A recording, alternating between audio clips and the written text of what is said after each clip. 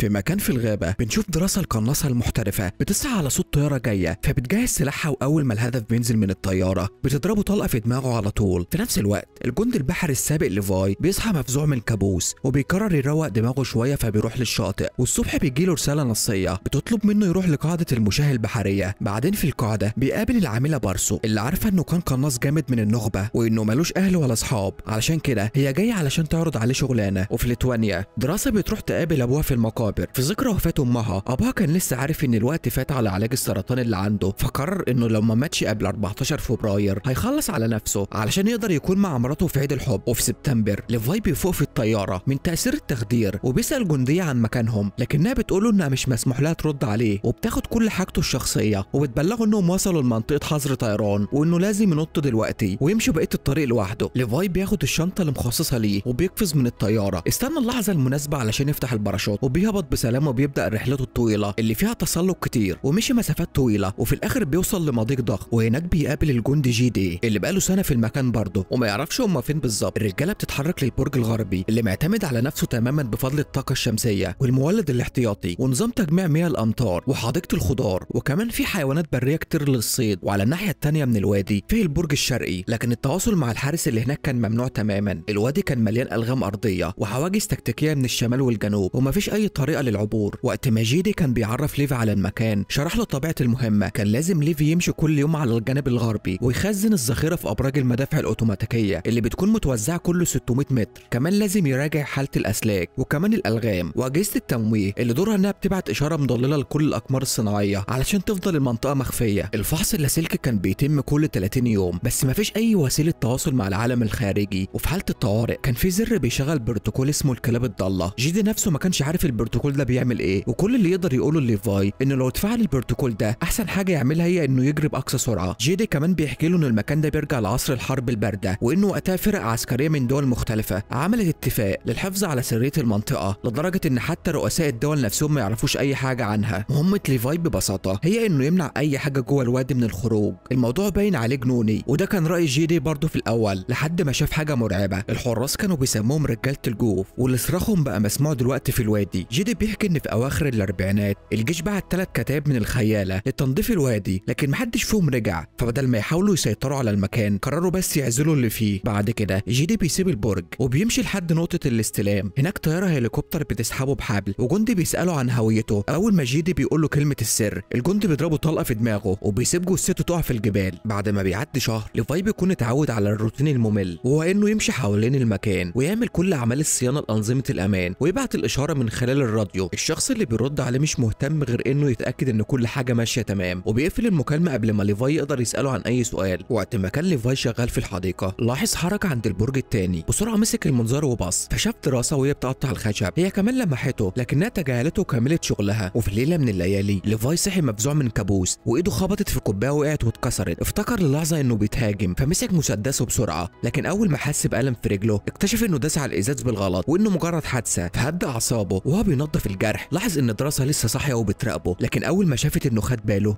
دخلت تنام. وبعد شهر دراسه احتفلت بعيد ميلادها وكانت مضطره تحتفل لوحدها. لما حست بالملل قامت ضربت طلقه في الهواء علشان تلفت انتباه ليفاي ورفعت لوحه بتساله عن اسمه. ليفاي رد عليها انه مش مسموح لهم يتكلموا، لكن دراسه كتبت اسمها وقالت له انها تعمل اللي هي عايزاه النهارده علشان عيد ميلادها. ليفاي ضحك ورد عليها باسمه هو كمان. بعدها دراسه رفعت صوت الموسيقى جدا وفضلت ترقص وبحركه من ايديها طلبت من ليفاي يرقص معاها. ليفاي ضحك وقال لها انه مش بيعرف يرقص لكنه قناص جامد. دراسه هي كمان ردت عليه وقالت له ان هي كمان قناصه وبتثبت كلامها لما كسرت ازازه الميه بتاعته بضربه واحده. ليفاي بسرعه بيمسك سلاحه وبيضرب ازازتها هي كمان. دراسه ضحكت وبتحط ازازه جديده على راسها وكانت ناويه تكمل التحدي، لكن فجاه بتقف عن اللعب لما بتلاحظ حاجه بتتحرك في الوادي. ليفاي بيبص لتحت وبيكتشف مخلوقات غريبه شكلها كانها بشر مصنوعين من الاشجار، كانت بتتسلق الجدار ناحيه البرج بتاعه وبدون تردد بيصوب بسرعه وبيضرب اول واحد فبيقع على لغم ارضي اللي بينفجر وبياخد معاه عدد كبير منهم. كان لسه في شويه مخلوقات مكملين في الطلوع، فليفاي بيستمر في ضرب النار ودراسه بتدخل معاه في المعركه لما استخدمت مدفعها الرشاش وهما بيشتغلوا مع بعض بيخلصوا على كل الوحوش في دقايق. وقبل ما يلحقوا يستريحوا مخلوق بيقدر يوصل لشباك دراسه، بسرعه بتسحب سلاحها وبتضربه بكذا طلقه، لكن ده مش كفايه فبتديله ضربه قويه بتطيره بعيد. لكن فجاه بتلاحظ ان في موجه جديده من الوحوش بدات تتسلق الجدار عندها. هنا بيكون لازم على ليفاي ودراسه يتعاونوا مع بعض تاني ويواجهوا التهديد قبل ما يخرج عن السيطره. الطياره مخلوق تاني بيقع على لغم وبيحصل انفجار جديد، لكن المره دي جازيا معدن بيطير وبتجرح دراسه في كتفها. في نفس اللحظه المخلوقات بتبدا تتسلق الجدارين مع بعض، فليفاي ودراسه بيستخدموا الرشاشات علشان يقضوا عليهم، وبيفعلوا كمان الغام اضافيه كاحتياطي. المره دي بينجحوا انهم يخلصوا عليهم بالكامل ومفيش اي وحش بيظهر تاني. تاني يوم الصبح دراسه بتعالج جرحها وبتضحك وهي بتقول لليفاي ان ده كان احسن عيد ميلاد مر عليها في حياتها. بعدها ليفاي بينزل تحت علشان يصلح كل الدمار اللي حصل ويزرع الغام جديده مكان اللي انفجرت، لكن فجاه طياره بدون طيار بتطلع من الوادي وبتطير بعيد، حاجه غريبه محدش فيهم شافها قبل كده. وفي ديسمبر ليفاي بيزين شجره في الغابه بحاجات مضيئه علشان يخليها كانها شجره كريسماس، وكمان بيحط علامات لدراسه علشان تشوفها. من وقتها العلاقه بينهم بتاخد طابع مختلف وبيبداوا يشاركوا في حاجات اكتر سوا، زي انهم يعملوا راجل التلج باسامي بعض ويلعبوا شطرنج ويعزفوا على الطبول اللي عاملينها من الاواني. في 14 فبراير ليفاي بيشوف دراسه قاعده لوحدها ودموعها نازله قدام صوره عيلتها، وبيسالها ليه ما خرجتش للدوريه الصبح زي العاده، فبترد عليه انها كان عندها يوم صعب وكانت بتتمنى انه يكون جنبها. ليفاي بدا يفكر واستخدم ادوات عنده في البرج، فبيعمل جهاز يقدر يعدي بيه الناحيه الثانيه، وفعلا بيضرب صاروخ من خلال الوادي لكنه بيتعلق في شجره، وكمان بتحصل حريق في المكان. لكن دراسه بتجري بتطفيها وبتلاحظ ان في حبل مربوط في الصاروخ، فبتربط الحبل كويس في الشجره وبترجع للبرج، وهناك بتلاقي ليفاي بيطلب منها يتعشى معاها، فبدا يتحرك على الحبل علشان يعدي الوادي لكنه بيتعلق في النص. ولحسن حظه كان لابس جوانتي، فبيمسك الحبل بايده وبيكمل لحد ما بيوصل لبرج دراسه وبيدي لها ورد. دراسه بتلاحظ ان ريحته مش تمام بسبب كل الحركات اللي عملها، فطلبت منه انه ياخد دش. وقت ما هو بيستحمى دراسه بتاخد لبسه الرسمي وبتسيب له هدوم كانت تبع واحد من السكان، وهم على العشاء بيتكلموا عن تجاربهم كمرتزقه وازاي النوع ده من الشغل بيأثر على عقولهم، وبعدها بيرقصوا سوا. تاني يوم الصبح ليفاي بيبدا يمسك الحبل علشان يرجع لبرجه، بس في اللحظه دي بيظهر الوحوش على سور برجه وبيضربوا لغم، وده بيعمل انفجار ضخم بيقطع الحبل. ليفاي بيبدا يقع لكنه بسرعه بيفتح المظله بتاعته، وفي نفس الوقت دراسه بتجري على مخزن الاسلحه بتاعها علشان تاخد اسلحه ومظله خاصه بيها، وبعد كده قفزت في الوادي، وبعد ما بتقع لمسافه طويله بتنزل على طول في النهر. المظله بتاعتها بتتعلق في صخره على السطح، فبتضطر انها تقطعها. الطيار كان بيدفعها بسرعه وبتخبط جسمها في صخره، النهر كان لسه بيجرفها، فحاولت انها تمسك بجذور شجره علشان تطلع على البر. وفي نفس الوقت ليفاي كان فاقد للوعي وكان متعلق على شجره. فجاه واحد من الفروع بيبدا يتحرك وبيطلع انه وحش. لما بيقرب من ليفاي بيفوق بسرعه وبيبدا يضرب عليه بسلاحه، وهو بيفك الحبل اللي ماسك في الشجره بيقع على الارض وبيحس انه نزل في طين، لكن فجاه الماده دي بتبدا تتحرك. ده ما كانش طين، ده كان وحش تاني. الماده اللزجه بتبدا تلف حوالين ليفاي وتحبسه، وبدات تقفل عليه ببطء. ولحسن الحظ دراسه سمعت صوت ضرب النار وجت عليه بسرعه وضربت النار على الوحش في اللحظه المناسبه وانقذت ليفاي. بعد ما شالت الماده من عليه بالسكينه هما الاثنين بيتحركوا ناحيه الحيطه علشان يدوروا على الحبل. فجاه بيسمعوا صراخ وبعدها بيظهر راجلين راكبين على خيول كان شكلهم غريب كانهم معمولين من الشجر. الفرسان بيهجموا على ليفاي ودراسه بالسيوف لحد ما واحد منهم بينط من فوق الحصان علشان يهاجم دراسه، لكنها بسرعه بتطعنه في رقبته بالسكينه فبيقع على الارض. بعدها بتضربه بالنار في وشه علشان تتاكد انه مات. الفارس التاني بيستخدم صوت وبياخد سلاح ليفاي من ايده، بس ليفاي على طول بيطلع سلاح تاني وبيضرب النار على الحصان والفارس في نفس اللحظه وبيقدر يخلص عليهم في ثواني. بعدها دراسه بتفتح شنطتها وبتكتشف ان جهاز الصعود وقع في النهر، ولان الجدران عاليه جدا ومش هيعرفوا يتسلقوا بيلاقوا نفسهم محبوسين في المكان ده. دراسه بتقترح انهم يتبعوا النهر لانه اكيد بيودي المكان. ليفاي بيقرب من الوحش اللي قتله وبيلاحظ انه لابس زي عسكري قديم جدا، وده معناه ان الوحوش ديت هم في الاصل كتايب الخيال اللي اختفوا زمان. بيكملوا طريقهم في الغابه وبيلاقوا مئات الهياكل العظميه حوالين المكان. في النهايه بيوصلوا لمدينه مهجوره كل مبانيها متغطيه بالنباتات المتحوله والارض فيها علامات تدمير بسبب الزلازل. فجاه بيسمعوا صراخ وده معناه ان في وحوش تانيه جايه. بسرعه بيقرروا يستخبوا جوه كنيسه قديمه، لكن اللي بيشوفوه هناك بيكون مرعب. الهياكل العظميه مرميه على الكراسي وريحه المكان غريبه جدا. ليفاي بيشم ريحه السيانيد وبيعرف ان الناس دي انتحرت لانها ما قدرتش تعيش في الرعب ده اكتر من كده. وقبل ما ياخدوا نفسهم صوت غريب بيجي من فوقهم. دراسه بترفع راسها وبتشوف عنكبوت ضخم بيقفز عليها فجاه. بسرعه بتدفعه بعيد وبتقع على الارض، بس وهي بتحاول تقوم بتلاقي عنكبوت تاني دخل عليها فبتغرس السكين فيه قبل ما يهاجمها. لكن في نفس اللحظه عنكبوتين تانيين بيهجموا على ليفاي اللي بسرعه بيطلع سلاحه وبيفرغ الرصاص فيهم قبل ما يقربوا منه. وبعد شويه بيلاقوا نفسهم محاصرين بعدد مهول من العناكب وبيفضلوا يضربوا نار علشان يقتلوا اكبر عدد ممكن منهم. فجاه رصاص دراسه بيخلص، وقتها ليفاي بيتدخل بسرعه وبيغطيها لحد ما تجهز سلاحها. حاولوا يتحركوا ناحيه الباب لكن فجاه رجاله الجوف بيقتحموا المكان. دلوقتي لازم يوزعوا تركيزهم بين العناكب والوحوش ديت. دراسه بتمسك واحد من رجاله الجوف وبتخبط راسه في الترابيزه وبعد كده بترميه بعيد، لكن العناكب بتبدا تتسلق عليه هي كمان. في نفس الوقت ليفاي بيواجه شويه من المخلوقات ديت، وبعد شويه من الصراع بيقدر يخلص عليهم. وفي لحظه حاسمه دراسه بتسحب قنبله يدويه وبتفجر الحيطه، عملت فجوه ضخمه تقدر تخليهم يهربوا. ومن غير تردد ليفاي ودراسه بيجروا بسرعه في الغابه، لكن بيفضلوا سامعين صراخ الوحوش من مسافه قريبه. طيبه كانوا عارفين انهم لسه بيطاردوهم، وبسبب ان المكان كان مكشوف جدا بيقرروا يقربوا من الحيطه. اخيرا بيلاقوا باب قديم، ولما بيدخلوه بيكتشفوا مكان مهجور، لكن النباتات المتحوله سيطرت على المكان بالكامل. كانوا حاسين ان المكان ده كان مختبر عسكري قديم، كان فيه هياكل عظميه في كل مكان، والمكان شكله مهجور بقاله سنين. دراسه بتلاحظ مولد كهرباء فبتشغله. ليفاي بيلاقي شريط قديم فبيشغله على جهاز العرض اللي في المختبر. الفيلم بيبدا وبيظهر عالمه بتتكلم قدام الكاميرا وبتشرح ان سنه 1946 اتأسس المجتمع ده كجزء من تحالف سري جدا بين الدول العظمى، وخلال السنين الاخيره من الحرب العالميه الثانيه اشتغلوا على تطوير صواريخ كيميائيه حيويه. لكن قبل 6 ايام من تسجيل الفيديو زلزال ضخم ضرب المنطقه، وده تسبب في تسريب كيميائي خطير. لما حاولوا يسيطروا على السم كانت كارثه حصلت. الماده الكيميائيه اندمجت مع الحمض النووي للنباتات والحيوانات وخلقت طفرات مرعبه ما كانش حد متخيلها. العالمه كمان قالت ان التعرض للسم لساعات مش بيأثر، لكن كل ما اشتغلوا اكتر كل ما زاد تعرض العلماء ليه وبدأ يأثر عليهم ببطء. العالمه اثبتت كلامها لما ظهرت الاغصان على بطنها، ولحسن الحظ السم عمره ما وصل لباقي البشريه لان القاعده كانت في الوادي. وفي اوضه ثانيه ليفاي ودراسه بيلاقوا كمبيوتر من القرن ال21، وده معناه ان بعد الحادثه الاولى الناس كانت لسه بتيجي علشان تكمل تجاربها. ليفاي بيشغل الكمبيوتر واكتشف ان المكان ده تابع لشركه اسمها دارك ليك، كانت شركه خاصه شبه عسكريه. الطياره بدون طيار اللي شافوها في اليوم اللي فات كانت بتجمع عينات لتجارب الشركه اللي بتحاول تصنع جنود خارقين، والابراج والحراس المرتزقه كانوا بيساعدوهم يحافظوا على السر ده. ليفاي كمان بيلاقي تفسير لبروتوكول الكلب الضال اللي طلع انه قنبله نوويه مصممه لتعقيم المنطقه لو حصل اي تسريب وهم بيحاولوا يخرجوا. ليفاي بيقول لدراسه ان المهمه دي كانت تستاهل لانه قابلها، وبيفتحوا الباب وبيرموا قنبله دخان قبل ما يخرجوا. فجاه في صوت مسك في رجل دراسه وسحبها بعيد، وهي بتتسحب ناحيه الغابه. حاولت تقطع الصوت بالسكينه لكنها بالغلط بتخبط في شجره. بتحاول كمان تضرب النار بس مش قادره تصوب صح لانها كانت بتخبط في الصخور والاخشاب. ليفاي وهو بيتبع الاثار بيوصل للمنشاه اللي فيها القنبله النوويه، وجوه المنشاه الوحش علق دراسه وبدا يلف الفرع اللي كان متعلق في معدتها علشان يعذبها قبل ما يشده. دراسه ضربته في صدره وفكت الحبل اللي كانت مربوطه بيه. بعد كده دفعت الراجل المجوف واستخدمت قطع معدن كسلاح. الراجل المجوف فضل يضربها، والتعبان اللي جوه صدره حاول يهاجمها كمان لكنها ما استسلمتش ابدا وقدرت تقطع راس التعبان قبل ما ترمي القطع المعدن على الراجل المجوف. الضربه ما عملتش ضرر كبير لكنها استفزته وبيهجم عليها بسيفه. دراسه استخدمت العظم كدرع وبعدها عملت شعله من النار وقدرت تحرقه وهو بيصرخ من الالم. ليفاي اخيرا وصل وضرب عليه النار لحد ما مات. بعد ما ليفاي اطمن على دراسه راح يشوف جثه الراجل المجوف ولاحظ الاسم اللي على الزي الرسمي، وانصدم لما عرف انه الحارس الاول اللي كان شغال في برجه زمان. بعد ما خدوا سيف الراجل المجوف بدأ يخرجوا من المكان لحد ما وصلوا الموقع. اول تسريب حصل، المخلوقات المتحوله كانت في كل حته جوه الماده اللزجه اللي صنعها السم. ليفاي ودراسه بدأوا يعدوا على الجسر وهم مرعوبين من الوجوه اللي كانت بتتنفس في الماده اللزجه. فجاه دراسه دازت بالغلط على جسر، ولما حاولت تسحب رجليها الماده اللزجه اتحركت والجثث بدأت تقع وتحاول تمسكها. ليفاي بسرعه استخدم السيف وقطع كل الجذور علشان ينقذها، لكن المشكله الاكبر كانت لسه جايه. المخلوقات الضخمه بدأت تتحرك وتظهر عليهم. ليفاي فضل يفتح الطريق بالسيف لكن فجاه صوت لزج لف حوالين رجله ووقعه على الارض. فدراسه بسرعه رمت قنبله سببت في انفجار ضخم. النار مسكت في المخلوقات وبدأت تنتشر في كل الهياكل اللزجه. فجروا هما الاتنين ناحيه السلم علشان يخرجوا من المكان. بعدها بيوصلوا الجراج، كان في عربيات جيب عسكريه فعملوا شويه تصليحات للموتور، وبعدها طلعوا بواحده من العربيات وكانوا بيسوقوا لساعات لحد ما وصلوا للحبل المقطوع. ليفاي بسرعه ربط الحبل في العربيه، وفي نفس الوقت دراسه كانت بتضرب نار على رجاله الجوف اللي كانوا بيحاولوا يقربوا منهم. اخيرا العربيه بقت جاهزه وبداوا يتسلقوا الحائط بالحبل. الامور كانت ماشيه تمام، لكن فجاه اكتشفوا ان رجاله الجوف بداوا يتسلقوا وراهم فبداوا يضربوا واحد منهم علشان يوقعوه، وليفاي استخدم السيف علشان يقتل الباقيين. دراسه لقت فاس في صندوق العربيه وبدات تستخدمه هي كمان وتقتل المخلوقات اللي بتحاول توصل لهم. وقت ما كان ليفاي بيدفع وحش ناحيه العجلات دراسه كان لازم تضرب وحش تاني قفز على الازاز علشان توقعه. فجاه واحد من رجاله الجوف قفز على ليفاي وحاول يوقعه، لكنه في اخر لحظه مسك في العربيه واتعلق فيها وهو بيحاول يطلع تاني. ضرب تانك البنزين بتاع العربيه وبعدها ولع في الوقود اللي كان بينزل. حصل انفجار ضخم وولع في كل الوحوش، لكنه كمان فجر العربيه. فليفاي رجله اتكسرت لما خبط في الحيطه، ودراسه اضطرت تسنده علشان يقدر يقف. ولانهم كانوا قربوا يوصلوا قرروا يقطعوا الحبل ويخلوا العربيه تقع فوق رجاله الجوف اللي كانوا لسه عايشين. اخيرا قدروا يوصلوا لبرج دراسه وهم بيعالجوا اصابتهم، فاتفقوا يفضلوا بعيد عن بعض 5 ايام كحجر صحي علشان يطمنوا لو كان في اي اصابه بالسم. لكن بما انهم كانوا لازم يهربوا سوا بدأوا يخططوا ازاي يدمروا كل الوادي. ليفاي اعترف لدراسه وقال لها انه بيحبها، وبعدها رجع لبرجه تاني. وتاني يوم بيفحصوا الراديو، لكن الموظف المعتاد مش هو اللي رد عليهم، لكن اللي ردت كانت بارسو لانها اكتشفت ان الكمبيوتر في المعمل كان شغال. وبما ان ليفاي انكر انه دخل الوادي، بارسو استنتجت ان اللي في البرج التاني هو اللي عملها، وعلشان كده المهمه الجديده كده لليفاي انه يقتل الشخص التاني اللي هي دراسه، فليفاي اتظاهر انه موافق قبل ما المكالمه تخلص، لكن اللي ما كانش يعرفه ان كمبيوتر المعمل كان فيه كاميرات، وبارسو شافتهم هما الاتنين هناك. على طول بلغت القائد وطلبت تجهيز فرقه علشان تروح للوادي. وتاني يوم الصبح وقت ما كانوا بيجهزوا الغام لتنفيذ خطتهم، دراسه كتبت لليفاي انها كمان بتحبه، بس قبل ما يلحقوا يستوعبوا اللحظه شافوا هليكوبتر جاي عليهم. على طول بداوا يجروا وسط الغابه، لكن لما الجنود لقوا الابراج فاضيه بعتوا طيارات بدون طيار وبدات المطارده. الطيارات فتحت النار، لكن ليفاي ودراسه ردوا عليهم بضرب النار ووقعوا واحده ورا الثانيه رغم انهم اتصابوا في العمليه. وبمجرد ما وصلوا لمكان عالي اخدوا مواقع القنص بتاعتهم وبداوا يصطادوا الاعداء، وبفضل الالغام اللي كانوا مركبينها قبل كده حصل انفجار ضخم جدا فجر المنطقه كلها، ومحدش من الاعداء خرج منها سليم. وبما ان الوادي بقى مكشوف تم تفعيل بروتوكول الكلب الضال. بارسو وفريقها جريوا بسرعه على الهليكوبتر علشان يهربوا في نفس الوقت اللي ليفاي ودراسه كانوا بيجروا فيه باقصى سرعه. ولحظه الانفجار النووي حصلت موجه ضخمه من الدمار، الهليكوبتر انفجرت في الجو ووقعت ومات كل اللي كان فيها، لكن للاسف الانفجار دفع ليفاي بعيد ووقع من فوق الجبل في النهر. دراسه كانت قدرت تهرب واستخبت في كهف، وكانت مستنيه اي خبر عن ليفاي، لكن بعد شهر كامل من غير اي معلومات عنه قررت انها تسيب المكان وتكمل لوحدها. بعد فتره في فرنسا دراسه كانت شغاله في كافيه، وفجاه وهي بتلف لقت ليفاي قاعد على ترابيزه قدامها فبتنصدم، لكنه وضح لها انه خد وقت علشان يتعافى من اصابته وتجمعوا تاني من جديد. وهنا بينتهي فيلمنا. لو عجبك الملخص ما تنساش تعمل لايك وتشترك في القناه وتفعل زر الجرس علشان يوصلك كل جديد. سلام.